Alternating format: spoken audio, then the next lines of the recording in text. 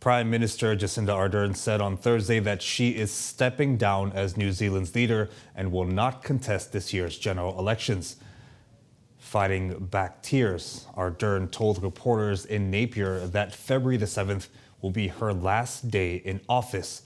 Ardern described her job as among the most privileged but challenging jobs and said doing it required having a reserve to face the unexpected. She said she no longer had that reserve to face another term in office.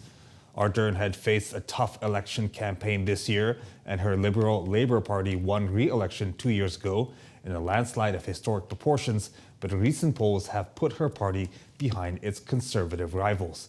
She was lauded globally for her country's initial handling of the coronavirus pandemic after New Zealand managed for months to stop the virus at its borders. But that zero-tolerance strategy was abandoned once it was challenged by new variants and vaccines had become available.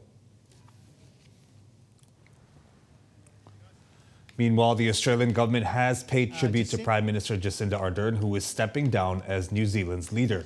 Speaking at a news conference in Logan, Australian Treasurer Jim Chalmers, whose Labour Party is aligned with New Zealand's ruling party, described Ardern as one of a kind. He said that as a leader, Ardern had the best imaginable combination of that strength and optimism, empathy and compassion, and integrity and authenticity.